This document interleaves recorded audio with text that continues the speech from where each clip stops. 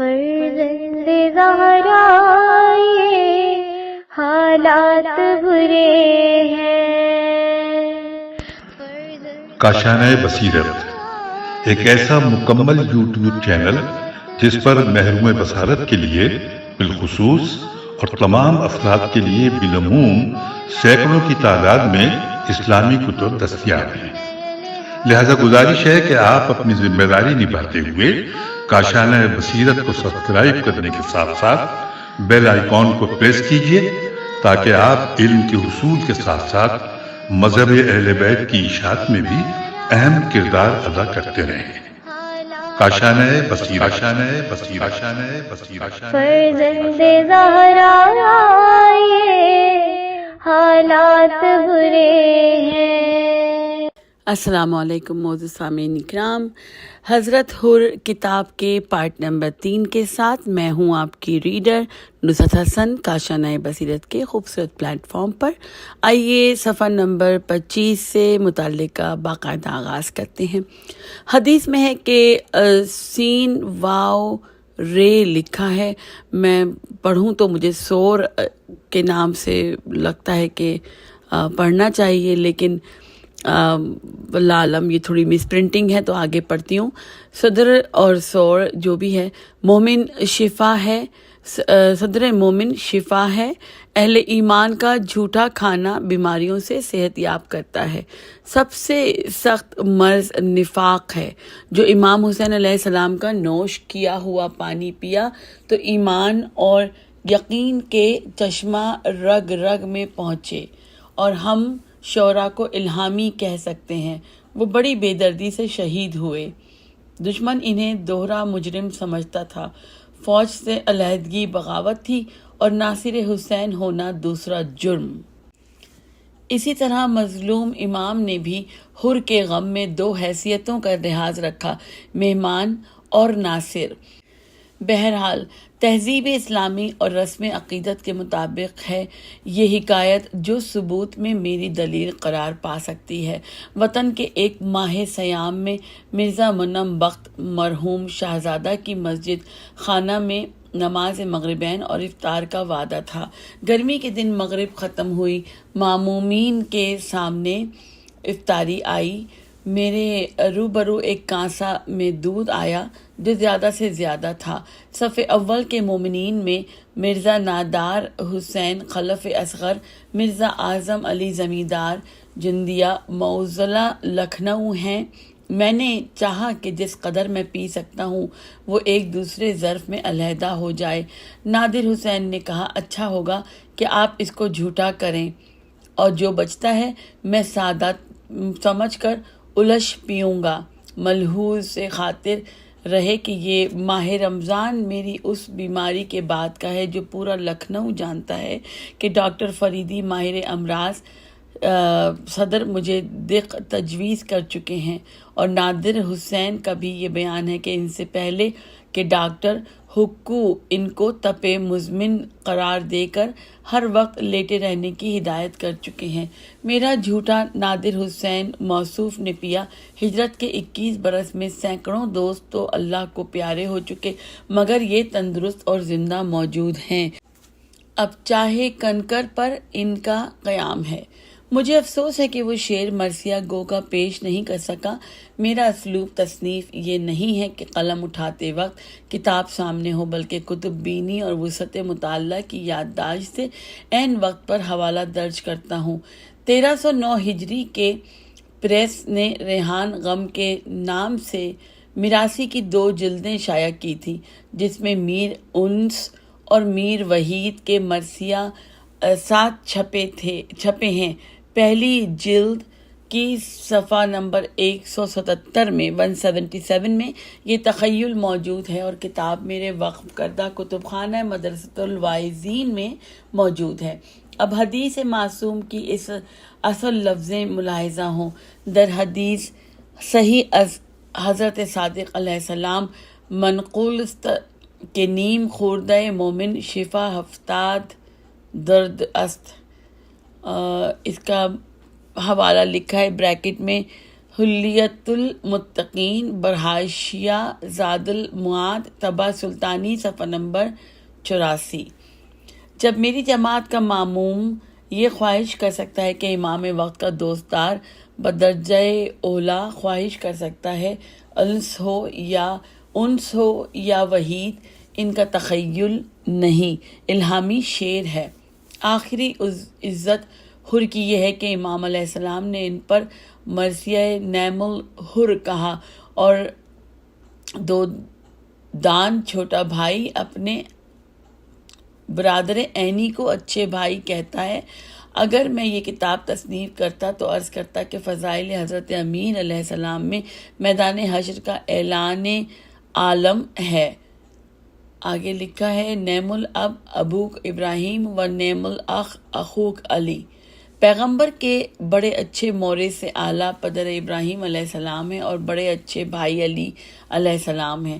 تلہ زینبیہ پر جو زیارت آویزاں ہیں، اس میں حضرت زینب کے لیے نعمات الاخت بڑی اچھی بہن موجود ہے۔ یہ نس امامت ہے، کون اس کو برا کہہ سکتا ہے؟ آخری خصوصیت واقعہ کی یہ ہے کہ لشکر حر میں علی ابن طان محاربی بھی ایک سپاہی تھا جو تقسیم آپ کے وقت بچھڑ گیا تھا۔ آخر لشکر سے جب پانی پلانے والوں کے قریب پہنچا تو اس کی بےتابی کچھ اور بڑھ گئی۔ امام علیہ السلام نے اس کی تشنگی اور مرکب کی پیاس کا اندازہ کیا۔ پانی کا مشکیزہ قریب لایا گیا اور وہ گھبراہٹ میں پانی پی نہ سکتا تھا۔ یہ دیکھ کر امام انعام علیہ السلام خود قریب آئے اور اپنے ہاتھ سے اس کو سیراب کیا اور راہوار کی پیاس بھی بجھائی۔ ممکن ہے اس میں یہ راز ہو کہ وہ مولا کا ہم نام تھا اور پدر بزرگوار کے اس میں گرامی کا احترام کرتے ہوئے اس کو خود سیراب کیا تاکہ ہم کو بھی سبق ملے۔ ہم نام علی قابل تکریم ہے۔ تیری ماں تیرے ماتم میں بیٹھے کہنے کا راز، یہ ہے ہماری اگلی ہیڈنگ۔ لجام فرض پر حر کا ہاتھ ڈالنا اس کی تصریح معتبر مقاتل میں نہیں ہے، مگر اس محل پر اصحاب کا جوش اور اجازت طلب کرنا بتاتا ہے کہ ایسا ہوا۔ اس مقام پر اس سے زیادہ اہم بحث یہ ہے کہ مادر حر کا وجود تھا اور اس کی یاد امام کے تخاطب میں کیا حیثیت رکھتی ہے، اس کو میں ذوالجناح کی بحث میں طے کر چکا ہوں، یہاں اس کا نقل کرنا برمحل ہے۔ تیری ماں تیرے ماتم میں بیٹھے، اس ارشاد پر توجہ کی ضرورت ہے کہ محقق طرئی فرماتے ہیں اگر سکلت اما غائب کی ضمیر استعمال ہو تو استعمال مقام تعجب میں ہوگا، اور ایسا کہنا ایک تنبیہ ہے، نہ بیٹے کے مرنے کی توقع ہے نہ بددعا ہے۔ اور اگر ضمیر خطاب ہے، یہاں بہت زیادہ مس پرنٹنگ ہے اور بالکل الفاظ سمجھ نہیں آ رہا۔ اگر ضمیر خطاب ہے تو بے شک اس کے معنی یہ ہیں کہ تیری ماں تجھ کو کھوئے۔ اس لفظ کا پس منظر یہ ہے کہ مخاطب کا یہ کردار ہے تو مر جانا اس سے بہتر ہے۔ مجمع البحرین لغت علم احادیث میں یہی ہے اور اس سے حر کی موجودہ گفتگو اور ارادے کے بد ہونے کا اشارہ ہے۔ آپ کو سن کر معلومات میں اضافہ ہوگا کہ یہی الفاظ انداز بدل کے حضرت امیر المومنین نے اپنے سگے بھائی اور برادر بزرگ عقیل کے جواب میں استعمال کیے ہیں۔ ان کے مطالبات پورے نہ کر سکنے پر کہا تھا کہ آپ کی مادر گرامی اور آپ کی ماں واحد ہیں۔ تشبیہ المطائن صفحہ نمبر 908، جس کا لفظی ترجمہ یہ ہوتا ہے کہ پس مردہ عورتیں تم پر روئیں۔ وہاں مادر حر مراد تھی ایک رونے والی، یہاں مستقبل کی خواتین رونے والیاں، یہ مولا کی پیشن گوئی تو نہ تھی۔ ہم بہت کچھ شرح میں کہہ سکتے ہیں، صرف اس قدر کافی ہے مادر حر کا کربلا میں وجود یقیناً اس جملے سے ثابت ہوتا ہے، اور اس کے بارے میں بعض مقاتل کو جو صراحت ملی اس میں کوئی شبہ نہیں کہ صحیح ہے۔ انسان جب تک گناہ نہ کرے قابل عزت ہے، نفرت اس وقت پیدا ہوتی ہے جب گناہ کرے۔ مادر حر ملاقات حر کے وقت قابل بیزاری نہ تھی، مستحق لعنت اس وقت ہوئی ہے جب شہید راہ حق کی تذلیل کی۔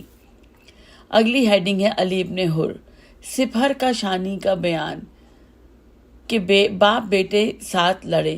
میدان میں پہنچ کر بیٹے کو حکم دیا کہ دشمن پر حملہ کرے۔ اس جوان نے ایک بھاری حملہ کیا اور فوج کو تہو بالا کر دیا، اور کوفیوں نے جواب میں پوری طاقت سے حملہ میں گھیر کر شہید کر دیا۔ اس جوان کے ہاتھ سے بقول مصنف شرح کافیہ 24 دشمن قتل ہوئے، اور ابھی مصنف نے 70 نفوس مقتولین کی تعداد بتائی ہے۔ حر نے اولاد کا داغ قوت ایمان سے برداشت کیا، بیٹی کی شہادت پر شکر کیا اور کہا حمد ہے اس خدا کی جس نے اے فرزند تجھے شرف شہادت میرے مولا حسین کے روبرو یا شہادت حر فرزند کی موت کے بعد ہوئی۔ آئینہ تصوف کے مصنف صوفی نے اس جوان کی تاریخ ولادت کہتے ہوئے تحریر کیا ہے کہ علی ابن حر 17 ماہ صفر سن 8 ہجری بروز شنبہ وقت تہجد دمشق میں پیدا ہوئے۔ اس طرح سے عمر ان کی وقت شہادت 50 سال سے زیادہ تھی۔ اگلی ہیڈنگ ہے مصعب۔ جناب حر کے بھائی کا نام نامی ہے۔ جب اس نے بھائی کا رجز سنا تو ہر شیر نے دل دہلا دیا اور گھوڑا مہمس کر کے اپنی جگہ سے چلا۔ کوفی سمجھے کہ بھائی سے لڑنے جا رہا ہے۔ مصعب نے میدان میں آ کر بھائی سے صدائے تحسین و آفرین بلند کی اور کہا کہ بھائی تم نے مجھے شارائے ہدایت تک پہنچایا، اب میں بھی توبہ کا خواہاں ہوں۔ حر خدمت امام میں آئے۔ میدان جنگ سے واپس آنا کھیل نہ تھا، مگر حالات بتاتے ہیں کہ جو حسین چاہتے تھے وہ ہوتا تھا، اور یہی فتح ظاہری و باطنی تھی۔ امام نے توبہ قبول کی، اس نے جہاد یا دشمن کے ساتھ مصروف جنگ ہوا، لڑتے لڑتے شہادت پائی۔ صوفی مصنف نے مصعب کی تاریخ ولادت اس طرح نقل کی ہے کہ مصعب برادر حر 13 رجب 7 سال قبل ہجرت بروز شنبہ وقت عصر دمشق میں پیدا ہوئے۔ بھائی سے کافی چھوٹے تھے اور روز عاشورہ 68 سال کی عمر میں شربت شہادت نوش کیا۔ کیا اچھی تاریخ انہوں نے ولادت پائی۔ اگلی ہیڈنگ ہے عروہ بن کبوش۔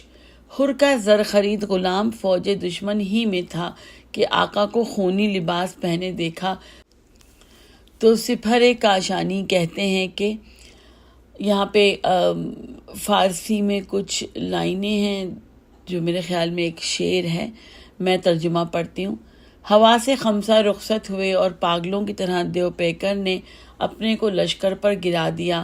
داہنے اور بائیں سپاہیوں کو قتل کرتا ہوا خدمت امام میں پہنچا، حاضر ہوا، عرض کیا یا ابن رسول اللہ مجھے بخش دیجئے اور اجازت دیجئے کہ دین سے کینہ رکھنے والوں کو قتل کروں اور شہادت کی سعادت حاصل کروں۔ امام نے دعائیں دیں اور اس بہادر نے صفوں میں ڈوب کر جنگ کی اور شہید ہوا۔ آئینہ تصوف کے عقیدت مصنف اور شہدائے کربلا کو ولی کامل سمجھنے والے مورخ نے ان کی بھی تاریخ پیدائش حاصل کی۔ وہ لکھتے ہیں کہ عروہ بن کبوش حبشی 9 سال قبل ہجرت 14 شعبان روز جمعہ وقت دوپہر حبش میں پیدا ہوئے۔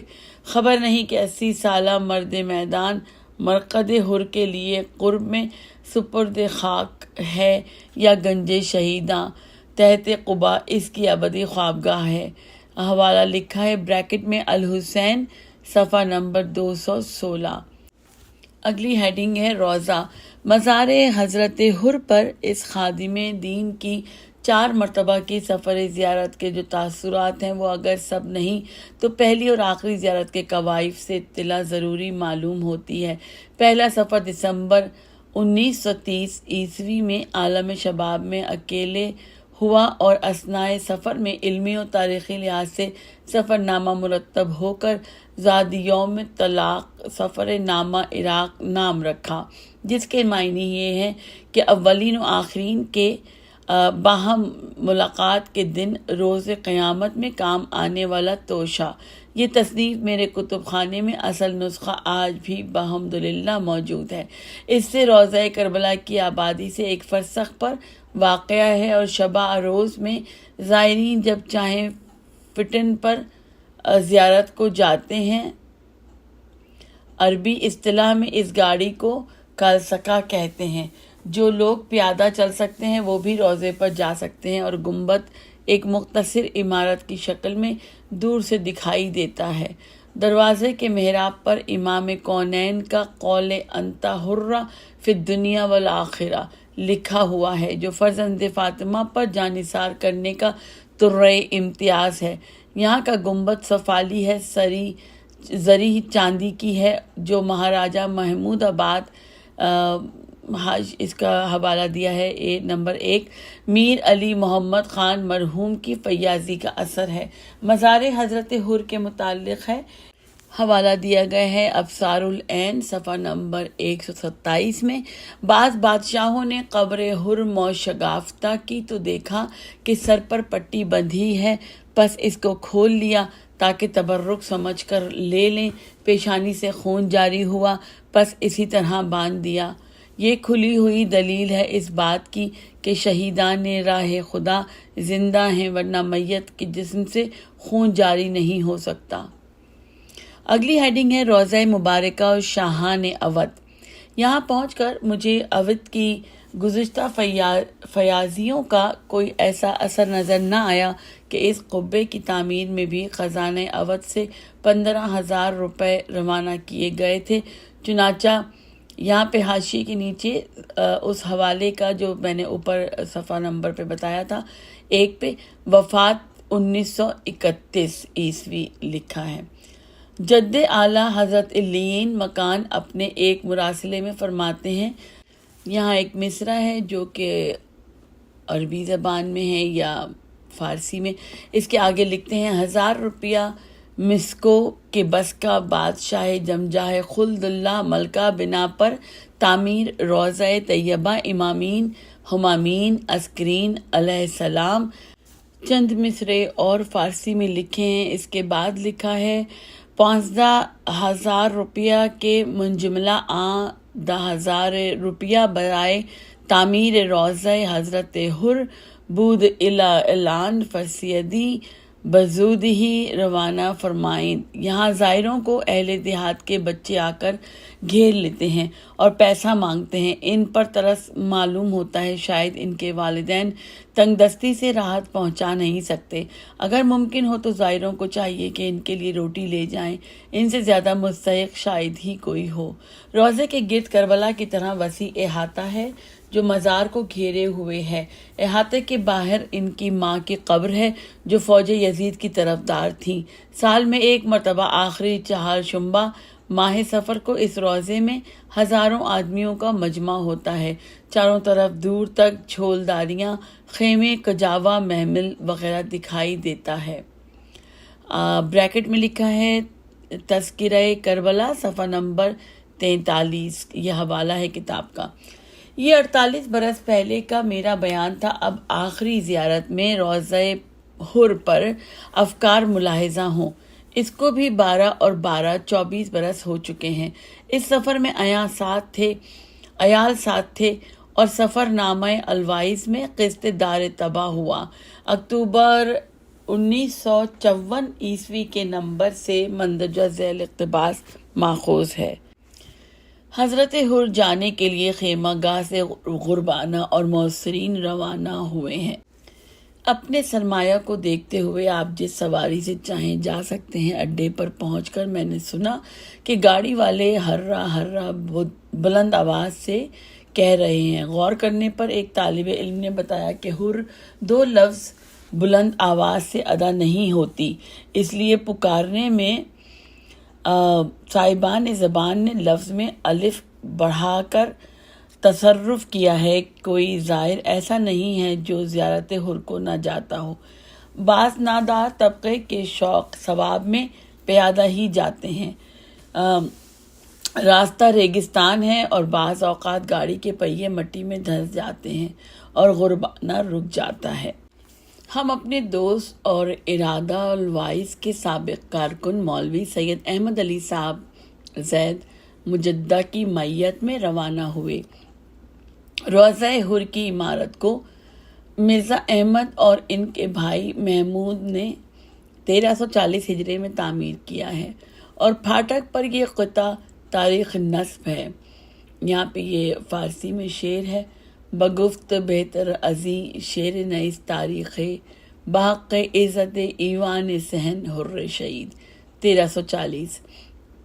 تختی پر زیارت خوش خط لکھی ہوئی ہے جو اگرچہ معصور نہیں ہے مگر مناسب الفاظ ہیں. مثلاً یہاں پہ بھی زیارت کے کچھ الفاظ ہیں. اے وہ جس نے نفع بخش سعادت حاصل کی، اس نے سرکشی ہمیشہ کے لیے چھوڑی اور اپنی روح کو پردیسی اور تشنہ حسین پر فدا کر دیا. دور دراز مقام پر دفن ہونے کا راز. یہ ہے ہماری اگلی ہیڈنگ. سیرت جناب حر میں یہ بات اہمیت رکھتی ہے کہ وہ نہ گنج شہیدہ میں سپرد خاک ہوئے اور نہ حضرت حبیب ابن مظاہر اسدی کی طرح رواق میں دفن ہوئے. زندگی کے اس گوشے پر میں نے سوانح اون بن علی میں سیر حاصل بحث کی ہے جس کا یہاں پر نقل کرنا اشد ضروری ہے. کتابچہ مذکور طبع 4 صفحہ نمبر 23 میں ہے. حر ابن یزید الریاحی کی قبر حائر حسین سے جانب غرب ایک فرسخ پر ہے جس کے بارے میں ابو محنف لوط بن یحییٰ بن سعید بن سالم ازدر کی رائے ہے. یعنی وہ غازریہ کے نشیبی راستے میں شہید کیے گئے جہاں کہ اس وقت قبر موجود ہے. میرے نزدیک حر کی لاش کا امام کے سامنے آنا ثابت ہوتا ہے. بنا بری ماننا پڑے گا کہ کسی خارجی وجہ سے حر کی لاش اتنی دور پہنچائی گئی. فاضل سماوی کی رائے ہے کہ حر کو اتنی دور بنی تمیم نے دفن کیا اور اپنے طریقے پر نماز پڑھی ہو. بنی تمیم اگر فوج پسر سعد میں تھے تو کوئی وجہ معلوم نہیں ہوئی کہ شام کے کشتگان نجس سے ان کو علیحدہ کیوں کیا. جس طرح سپاہ یزید کے تمام مقتولین میں کسی کا نشان قبر بھی باقی نہیں ہے، حر کا بھی نشان قبر نہ ہوتا. اگر ان کے قبیلے کے لوگ علیحدہ سے آئے اور ان کے دل میں محبت اہل بیت تھی تو انسانی ہمدردی سے بہت دشوار بات ہے کہ صرف حر کو دفن کر کے چلے گئے اور دیگر شہداء کو دفن نہ کیا. حر کا اپنے قبیلے کے ہاتھ سے دفن ہونا اس مسلمہ کے بھی خلاف ہے کہ شہدائے کربلا کو بنی اسد نے امام زین العابدین علیہ السلام کی نگرانی میں دفن کیا. اگر 11 محرم کے بعد بھی بنی تمیم کا دفن کرنا ممکن نہیں. کربلا میں فوج شام میں جتنے لوگ بنی تمیم سے تھے وہ کوفہ روانہ ہو چکے تھے. اس کوئی وجہ نہ تھی کہ امام زین العابدین حر کی لاش کو دفن نہ کرتے. پھر کیا تھا؟ وہی روایت مشہور صحیح معلوم ہوتی ہے کہ جب شہادت حسین فوج یزید نے کوچ کیا تو حر کی ماں لاش کو کھینچتی ہوئی اپنے ساتھ لے جانا چاہتی تھی اور کہتی جاتی تھی اے فرزند تو نے نصرت حسین میں ناحق اپنی جان دی اور اس طرح ایک فرسخ تک گئی. حر نے آخر شہید راہ خدا تھے، ایک پتھر سے ماں کو ہلاک کیا. حر کا یہ فعل بتا دیتا ہے کہ وہ اپنے دفن کی جگہ جانتے تھے. 3 میل سے پہلے ماں کو سزا نہیں دی. وہ منزل شناس تھے اور ان کا ایک پتھر ہلاک کرنے میں کافی ہوا. یہ ہاتھ کی صفائی ہے. ورنہ ایک یہاں بتاتی چلوں کہ حاشیے کے نیچے اس کتاب کا نام لکھا ہے جس کا حوالہ دیا گیا ہے خلاصۃ المصائب صفحہ نمبر 296 طبع نوکشور. ایک پتھر سے مر جانا غیر معمولی بات ہے. حر کی شہادت کے بعد ان کی ماں کا زندہ ہونا امام حسین علیہ السلام کے ارشادات سے ثابت ہوتا ہے. ان کی ماں کی موجودگی خالی از قوت نہیں، سفر اول کے قوائف میں تذکرہ کربلا کا اقتباس اور غدر 1857 عیسوی کو عراق میں پناہ گزین کا یہ بیان کہ انہوں نے مادر حر کی قبر بھی دیکھی جس کی تائید فاضل صالح کے قلم سے ہوئی. بظاہر ان کے زمانے تک احاطہ مزار میں ماں کی قبر کا نشان موجود تھا. مجھے نہیں یاد آتا کہ کسی نے وقت زیارت کبھی رہنمائی کی ہو.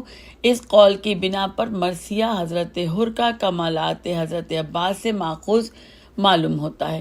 حر نے ماں کو سزا دی جو دشمن حسین علیہ السلام بھی اور ان کا جہاد بعد شہادت تھا. اب وہ اس جذبے کے حامل ہوتے ہیں جو آج تک حضرت عباس کے دل و دماغ میں موجود ہے.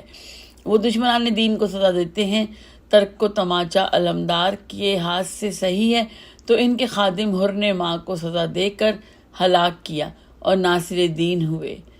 اگلی ہیڈنگ ہے شہید کے پسماندگان۔ یہ ضروری نہیں کہ شہادت کا شرف حاصل کرنے کے بعد وہ نسل ختم ہو جائے جس پر قلم اٹھایا جا رہا ہے، مگر ایسا معلوم ہوتا ہے کہ ان کا باغ برباد ہوا، اور کچھ تعجب نہیں کہ نسل میں کوئی نہ ہو۔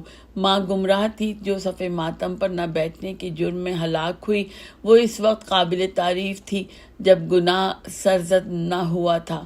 شہید راہ خدا کی میت اور اس کی توہین نہیں، نہ ہی عظیم مرتبے کو سبک سمجھنا مستحق قتل تھا۔